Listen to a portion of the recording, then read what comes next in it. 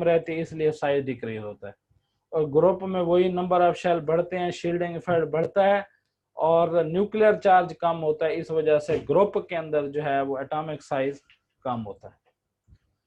अब जहां तक बात है कि ये दो शॉर्ट क्वेश्चन यहाँ पर बड़े अहम है कि why cationic radii is smaller than neutral या पेरेंट एटम, और why anionic radii is larger than neutral या पेरेंट एटम। जैसा कि आपके पास ये ग्राफ है, इसमें देखें सोडियम का साइज बड़ा है, 195 पिकोमीटर तक 157 पिकोमीटर तक होता है, जबकि सोडियम आयन का साइज 95 पिकोमीटर तक होता है। तो इसकी वजह क्या है कि जब किसी एटम में से इलेक्ट्रॉन निकल जाता है तो प्रोटॉन की तादाद बढ़ जाती है। जैसे मिसाल लेते हैं कि सोडियम का एटॉमिक नंबर 11 है, तो वो सोडियम का एटॉमिक नंबर जो 11 है तो उसके अंदर इलेक्ट्रॉन भी 11 है, प्रोटॉन भी 11 है, बराबर है न्यूट्रल एटम में। अब अगर सोडियम में से इलेक्ट्रॉन निकल जाए तो उसमें इलेक्ट्रॉन की तादाद 10 रह जाएगी, प्रोटॉन की तादाद वही 11 है। तो सोडियम आयन के अंदर न्यूक्लियर चार्ज बढ़ने की वजह से कशिश न्यूक्लियस की बढ़ जाएगी, वो इलेक्ट्रॉनों को अपने अंदर की तरफ खींचेगा, नतीजा ये निकलता है तो उसका साइज जो होता है वो डिक्रीज हो जाता है। इस तरह हम कहते हैं कि सोडियम कैटाइन का साइज छोटा होगा सोडियम न्यूट्रल से। अब जरा मिसाल लेते हैं कि why anionic radii is larger than neutral या पेरेंट एटम। तो एनायनिक, इसकी जब बात करते हैं ना एनायनिक रेडियाई की, एनायनिक रेडियाई जैसे ये एक ग्राफ दिया हुआ एनायनिक रेडियाई के, आप ये देख रहे हैं कि फ्लोराइड का साइज बड़ा है जबकि फ्लोरीन न्यूट्रल एटम का साइज छोटा है। तो क्यों एनायनिक रेडियाई लार्जर होते हैं देन न्यूट्रल या पेरेंट एटम? इस तरह क्लोराइड का साइज बड़ा है, क्लोरीन एटम का साइज छोटा है। तो उसकी वजह ये होती है कि जब किसी एटम के बैरोनी शेल में इलेक्ट्रॉन दाखिल होते हैं तो क्लोरीन जैसे एटॉमिक नंबर क्लोरीन का 17 है, तो उसमें इलेक्ट्रॉन भी 17 है और प्रोटॉन भी 17 है। जब क्लोरीन में एक इलेक्ट्रॉन दाखिल होता है तो क्लोरीन के अंदर इलेक्ट्रॉन की तादाद 18 हो जाती है, जबकि जो क्लोरीन न्यूट्रल था उसमें इलेक्ट्रॉन की तादाद 17 थी। जबकि प्रोटॉन वही दोनों के अंदर सेम है, 17, आयन में भी 17 है और न्यूट्रल एटम में भी 17 है। तो इलेक्ट्रॉन की तादाद जहां बढ़ जाए वहां शील्डिंग इफेक्ट बढ़ जाता है, रिपल्शन इलेक्ट्रॉन के दरमियान बढ़ जाती है। नतीजा ये निकलेगा न्यूक्लियस कशिश कम हो जाएगी, इलेक्ट्रॉन लूजली हेल्ड हो जाएंगे, एक दूसरे को रिपेल करेंगे और रिपेल्शन की वजह से इलेक्ट्रॉन बाहर की तरफ जाते हैं, तो वहां साइज जो होता है वो इंक्रीज हो जाता है नेगेटिव आयन में। तो ये था कि why anionic radii is larger than neutral या पेरेंट एटम। पहला हमने जो सोडियम वाली मिसाल दी थी उसमें हमने ये कहा था कि why cationic radii is larger than neutral या why cationic radii is smaller than neutral या पेरेंट एटम। अगला हमारा जो है टॉपिक वो है आयनाइजेशन एनर्जी। आयनाइजेशन एनर्जी को अगर हम डिस्कस करें तो ये भी फर्स्ट ईयर में हमने टॉपिक पढ़ा हुआ है कि किसी एटम के आउटर मोस्ट शेल में से, एक एटम है ना उसके मरकज न्यूक्लियस है और बाहर बैरोनी जो शेल होता है सबसे आउटर मोस्ट शेल, न्यूक्लियस और आउटर मोस्ट शेल के इलेक्ट्रॉन में कशिश है, उस कशिश को ब्रेक करके ही हम इलेक्ट्रॉन निकाल सकते हैं। तो उस इलेक्ट्रॉन को निकालने के लिए और इस कशिश को तोड़ने के लिए जितनी एनर्जी एब्जॉर्ब होगी, जज़ब होगी ब्रेक करने के लिए इस कशिश को, उसको हम आयनाइजेशन एनर्जी कहते हैं। तो वो तवानाई की कम से कम मिकदार जो किसी अलग थलग गैसियस एटम के आउटर मोस्ट शेल में से इलेक्ट्रॉन निकालने के लिए जो एनर्जी दरकार होती है उसको हम आयनाइजेशन एनर्जी कहते हैं। जैसे सोडियम में से एक इलेक्ट्रॉन लूज करवा रहे हैं तो यहाँ कितनी एनर्जी दरकार है? 496 किलो जूल पर मोल एनर्जी दरकार है।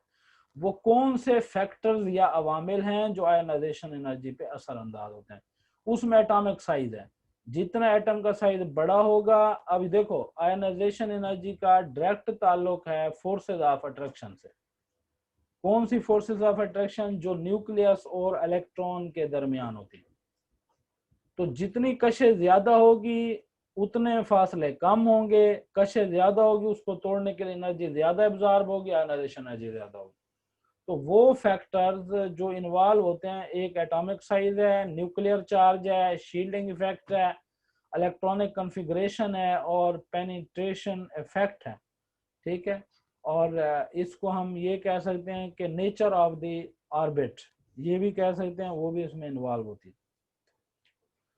अब इस इन्हीं फैक्टर को हम इस्तेमाल करेंगे। पहले नंबर पर जो फैक्टर है एटॉमिक साइज, जितना एटम का साइज बड़ा होगा फासले ज्यादा होंगे, कशिश कम होगी, इलेक्ट्रॉन लूजली हेल्ड होंगे, उन्हें निकालना आसान होगा, तवानाई कम जरूरत पड़ेगी। जितना एटम का साइज छोटा होगा, न्यूक्लियस और इलेक्ट्रॉन में फासले कम होंगे, कशिश ज्यादा होगी, इलेक्ट्रॉन टाइटली हेल्ड होंगे, उन्हें निकालना मुश्किल होगा, तवानाई ज्यादा लगेगी, आयनाइजेशन एनर्जी ज्यादा होगी। तो यूं समझें ये रिलेशनशिप बन रहा है कि एटॉमिक साइज और आयोनाइजेशन एनर्जी इनवर्स है। एटम का साइज बड़ा तो आयोनाइजेशन एनर्जी कम, एटम का साइज छोटा तो आयोनाइजेशन एनर्जी ज्यादा। एक होता है न्यूक्लियर चार्ज। न्यूक्लियर चार्ज आपको पता है कशिश से ताल्लुक रखता है, जितना न्यूक्लियर चार्ज ज्यादा होगा कशिश ज्यादा होगी, आयोनाइजेशन एनर्जी भी ज्यादा होगी, ये डायरेक्ट रिलेशन बन रहा है। जितना न्यूक्लियर चार्ज कम होगा आयोनाइजेशन एनर्जी कम होगी, ठीक है, और कशिश भी कम होगी। शील्डिंग इफेक्ट रिपल्शन को कहते हैं इलेक्ट्रॉनों के दरमियान। तो आपको पता है कि जितनी रिपल्शन ज्यादा होती है उतनी अट्रैक्शन कम होती है।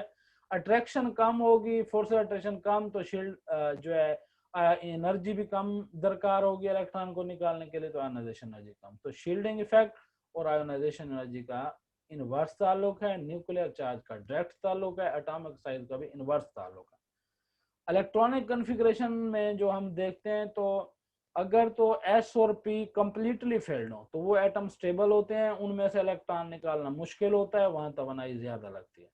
और अगर जो एस और पी है, अगर एस और पी है, ये जो है एस और पी अगर ये पार्शली फेल्ड हो तो उसका रिजल्ट ये निकलता है कि फिर जो है वो ये एटम अनस्टेबल होता है, उसमें से इलेक्ट्रॉन निकालना आसान होता है, इसलिए एनर्जी कम दरकार होती है, आयोनाइजेशन एनर्जी कम होती है। पेनिट्रेशन इफेक्ट भी शील्डिंग इफेक्ट से ही रिलेटेड होता है, ठीक है, और इसमें भी वही देखा जाता है कि इलेक्ट्रॉन टाइटली हेल्ड है या लूजली हेल्ड है, उसमें से हम कहते हैं कि वही फैक्टर्स इन्वॉल्व होते हैं। अब आ जाते हैं ग्रुप और पीरियड की बात करते हैं। तो आयोनाइजेशन एनर्जी ग्रुप में जो है वो आपको पता है कि साइज बढ़ता है, जैसा कि हम पिछले टॉपिक में डिस्कस कर रहे हैं, तो और पीरियड में साइज कम होता है। तो वही रीजन लिखेंगे कि आयोनाइजेशन एनर्जी पीरियड में ज्यादा होती है और ग्रुप में कम होती है। वजह पीरियड में इसलिए आयोनाइजेशन एनर्जी कम होती है, कम एनर्जी दरकार होती है, क्योंकि इसमें इलेक्ट्रॉन टाइटली हेल्ड होते हैं और लेफ्ट टू राइट जो एटम साइज छोटा होता है, इलेक्ट्रॉन प्रोटॉन की तरह बढ़ती है, नंबर ऑफ शेल सेम रहते हैं, न्यूक्लियर चार्ज बढ़ता है और जिसकी वजह से फोर्स अट्रैक्शन बढ़ती हैं, इलेक्ट्रॉन टाइटली हेल्ड होते हैं, उन्हें निकालना डिफिकल्ट होता है, इसलिए जो है आयोनाइजेशन एनर्जी ज्यादा होती है। ग्रुप के अंदर आप क्या बात करेंगे? ग्रुप में आप यही बात करेंगे कि टॉप से बॉटम की तरफ आयोनाइजेशन एनर्जी कम होती है क्योंकि नंबर ऑफ शेल बढ़ते हैं, न्यूक्लियर चार्ज कम होता है, शील्डिंग इफेक्ट बढ़ता है, एटम का साइज बढ़ता है, इलेक्ट्रॉन जो है वो लूजली हेल्ड होते हैं, उन्हें निकालना इजी होता है और इस वजह से आयोनाइजेशन एनर्जी कम होती है।